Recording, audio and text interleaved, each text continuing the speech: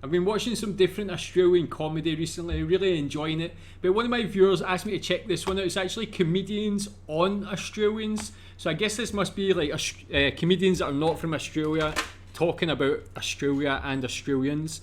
So let's check out and see how it is. Oh, Jimmy Carr. Whereabouts in Australia are you from? Melbourne! Melbourne. So you weren't affected by the flooding, were you? Is that why you've sat so high up? I'm here with my family. We're traveling in Australia. This is too high. And it's a jail. It's a jail. You're prisoners. And you don't like to talk about it. You're sensitive about it. You want to forget the past and move on into the future like every country that has a suspect past. You know, it's a totally inhospitable place. You shouldn't be here. The sun, you live about 3/4 of a mile from it. And I've seen insects walking around with knee pads. You fling yourselves into the sea when you're not actually walking around audibly crackling in the heat. And the sea is full of jellyfish and sharks and other things who hate you. But you persist in living here. So we flew here, you know, and with the children and everything who are pressing the buttons and not sleeping and actually getting energy from the hatred they inspire in you on the plane. But you all really come from Irish prisoners, and that was because the English sent you here a long, long time ago. And the English were very good at that, you know, at founding colonies and so on. A lot of it was because of the voice. The English voice. Irish people you never see starting a colony, you know, willingly, because Irish people wouldn't turn up. They would say, we'll go over there, it's got loads of stuff, are you coming? I will, yeah, I've just got to meet my brother for a quick drink. And I have to pick up some knitting and things. I'll be no. But the English were very good at it because they have that voice, you know, where they can go anywhere in the world. They go to Africa, say, and they say, what's your name? Hello, hello, what's your, Fubu, hello, how are you? Hello, hello. Listen, Fubi, I've got some beads here in my pocket. Would you like to see them? Would you just listen? Clicky clacky sound they make. Aren't they pretty? You keep those. You have those. You enjoy those. Walk away. They're yours. I'll just have from where you're standing to the horizon. Thank you very much. They were all very good at that. But anyway, so it's a, you know, it's a jail you live in. It's lovely. You've done wonderful things with it. But you are all still in denial. The only real reason I came, I don't want to see Urulu or Wurulurulu or any of your other garden fete exhibits. The only real reason I came here is to kill a wiggle. The wiggles. Wild fucking country. I just learned what an Aboriginal was. That's cool.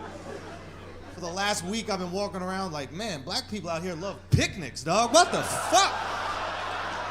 Holy shit! Black people love picnicking, bro. Every time I see black people, they're fucking picnicking. Literally every time, on the grass, picnic, picnic, picnic. Black people in America do not fuck with fields. They got PTSD from that shit. There's a sordid history with fields. You see a black dude on grass back home, he's being tackled by a football player or the police, but either way. Jeez. Whoa. Dude, I couldn't believe it. And finally, some Australians started explaining to me, like, nah, they're not black people, they're Aboriginals, and like, we got like a real, you know, shitty past with them. It's been very hard to get them to assimilate to like white Western culture. And I'm like, what? They're relaxing in a park drinking wine.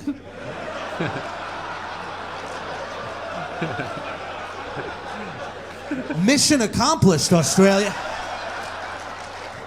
How white do you want them to be? Give them some fucking cheese and crackers, they're French. Oh my God. It's just crazy, man. I know you're not supposed to talk about them, so whatever, I won't talk about it. That's it, no more Aboriginal jokes. We went to a strip club out here. I saw a stripper with pussy hair. That shit was crazy. I was like seeing a beeper again. I was like, what? Throwback Thursday. Holy shit. Pussy hair? Fuck. Dude, she had this thick patch of pussy hair. It was like a thick mat of pussy. There were two Aboriginals sitting on it, bro. It was crazy. Like, bro. Oh my god. No bullshit. I traded her a dance for some goon wine. Oh my god. I once had sex with an Australian girl. She said mid-coitus, whilst fucking. She said, "Have you slimed yet?" Have you slimed yet? Is that what people actually say? Ghostbusters? Box That's jellyfish, disgusting. crocodiles, snakes, blue ring octopus, red-black spiders, funnel web spiders, great white sharks. Just some of the reasons that put me off going to Australia. Every creature is bigger and angrier than anywhere else on the world. I put it down to two things. One, it could either be because spiders and snakes and the like normally hide under rocks. The Earth is one big rock. Australia's at the bottom of the big rock, and they're trying to hide under it. Carl, you are a maniac. It's just thinking about it, thinking about where spiders go and that works, doesn't it? No. Why doesn't that work like a Because there's rock? no real upside down and bottom of the earth, is it? It's all relative to what? It's relative to what? A map that you saw. Well, it's a coincidence, isn't it? No, right, okay, read on. I spent 3 years of my life in Australia. In actual fact, I didn't spend 3 years, I spent 18 months. But 18 months in Australia is like 3 years anywhere else. And the Australians are very proud of the country. I left London on Friday at 4:30 in the afternoon. I flew all through Friday, all through Saturday, all through Sunday, and I arrived after 36 hours on an aeroplane. I arrived and see my eyes are hanging out. And the fellow says, "How did you find Australia?" I said, "I got off the bloody plane and it was there." Very good, very good. The Australians actually, I know the Irish have a funny way of talking, but the Australians have also a funny, they add IE onto a lot of words. I was there around Christmas and I said to a fellow, I said, "What are you going to do on Christmas?" He said, "Well, I think I'll get up, Chrissy Day, I'll have my brekkie, I'll pick up the cozzy, go for a dippy, watch a game of footy, have a game of drinkies, and then I'll come home and have a yummy, yummy Chrissy Din Din." He was 64 years of age. They loved in Australia, they loved the booze.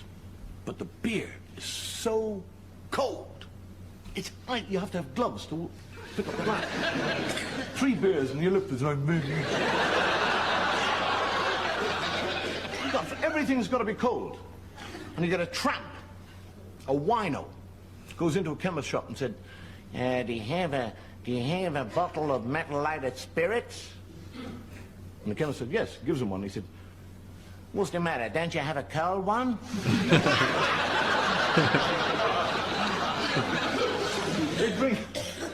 They drink. I arrived there and somebody said, "Would you like a schooner?" I thought he was going to give me a boat. And they're always telling me, as soon as you arrive in Australia, they say, "Watch out for the sharks." And they don't say a shark will eat you or chew you up. They say he'll take you. You're going to be taken by a shark. And I think to myself, well, if he takes me, he'll die of alcoholic poisoning. And I'm swimming. But in the back of my mind, sharks. I'm thinking of it. And I'm swimming away. And a fellow goes underneath me. Swims on. I don't even see him. And he comes right under, and he goes with his finger, down my stomach. Nobody swam in that sea for about 3 days.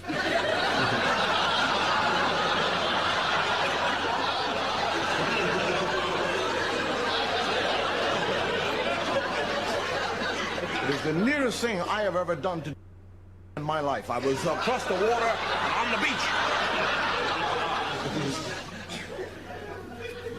When I was out there, I hired down on the coast a bungalow, kind of shack, hut, which we used to go for weekends.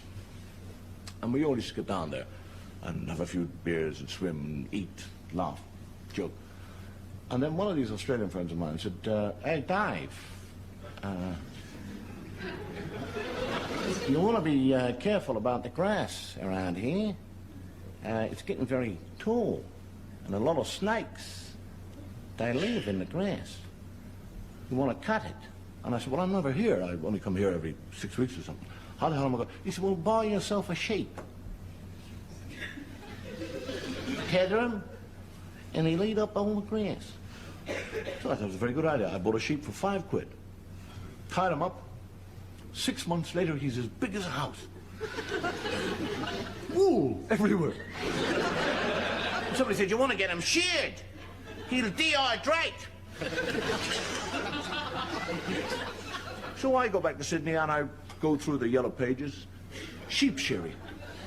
And unknown to me, I am ringing up the biggest sheep shearing company in the world.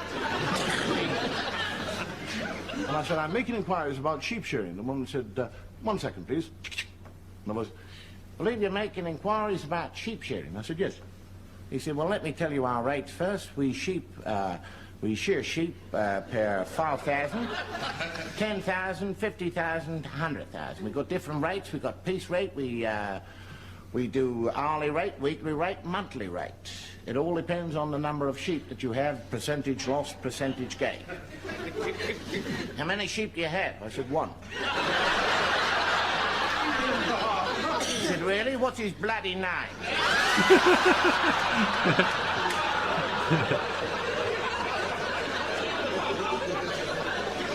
Mind you, I'll tell you something. I'll tell you, and I mean this very sincerely. The Australians are perhaps one of the most hospitable and generous people in the world. I mean, if you're stuck for a night, they'll give you a bed. You haven't got a drink, they'll give you a drink. Got no money, they'll give you money. The food, they'll take the food off the plate and give it to you. It's those white Australians I don't like. Okay, man, that was good. I mean, like, you can see the difference between that, like, older comedy and the newer comedians there. Quite distinct, their comedy styles. But tell me what you think about that. I thought it was funny. Tell me what you think of it as an Australian. One thing I like about Australians, which I feel is similar to British people, is like, we take the piss out of our own people. We don't mind the piss getting taken out of us. I mean, a lot of people from different countries can, like, find offence in anything, but Aussies and British, man, I think we just, like, enjoy the good times and don't take things too seriously, man. So tell me what you think about this one. Thanks.